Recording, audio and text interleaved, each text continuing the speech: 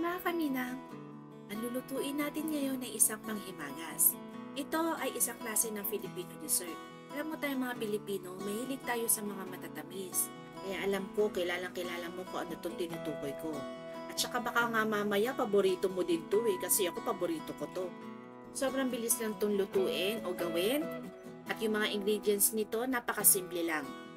So, umpisahan na natin.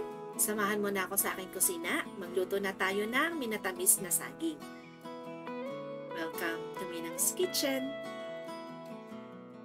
Yung saging na gagamitin natin dito ay saba. Tapos pipili kayo ng saging na saba na hinog na. Pero dapat firm pa din pag hinawakan ninyo. Kasi pagka napili ninyo yung hindi pa siya hinog, matigas kapag naluto na siya. Kahit na anong gawin yung luto, matigas pa rin siya. Babalatan lang natin yung ating saging.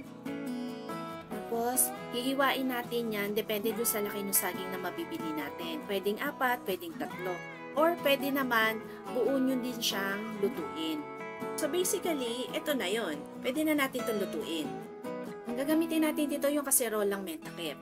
Ilalagay muna natin yung tubig at saka yung asukal bago natin buksan yung ating kalan. Yung asukal nga pala, brown sugar yung gagamitin natin. Pagkatapos yung apoy, ilagay nyo sa medium flame. Haluin natin yan hanggang sa matunaw natin yung asukal. Patayin nyo munang matunaw yung asukal at saka pakukuluin muna natin yan bago natin ilagay yung saging. So kapag kumulo na yan, doon natin ilalagay yung ating hiniwang saging. Magsasama rin nga pala tayo ng pandan leaves, pampabango doon sa ating niluluto.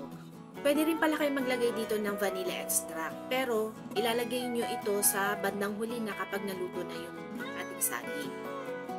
Ilagay na natin yung takip ng ating kaserola at lutuin natin ito ng mga 8 to 12 minutes.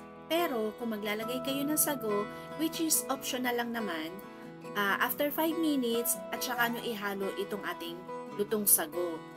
Yung lutong sago, mabibili nyo naman yan sa palengke. Kung wala kayong mabili, pwede naman kayong magluto ng ating sago. Tsaka nyo siya ihalo dito sa ating saging. So makalipas pa yung ilang minuto, luto na itong ating panghimagas. Ready to serve na itong ating minatamis na saging. Pwede nyo nang kainin na ganito lang itong ating minatamis na saging. So bago ang tikiman portion, kung nagustuhan mo itong ating recipe, mag-follow ka na sa Minang's Kitchen. I-click na ang subscribe button at notification bell na rin para ma-notify ka sa mga susunod ko pang videos. Pero alam mo ba kung anong mas masarap dito? Dahil summertime ngayon, gawin natin itong sabakon yelo. Tapos lagyan pa natin to ng maraming gatas. Naku, panalong panalo! So ano pang hinihintay nyo? Alam kong natakam kayo. Okay, kain na!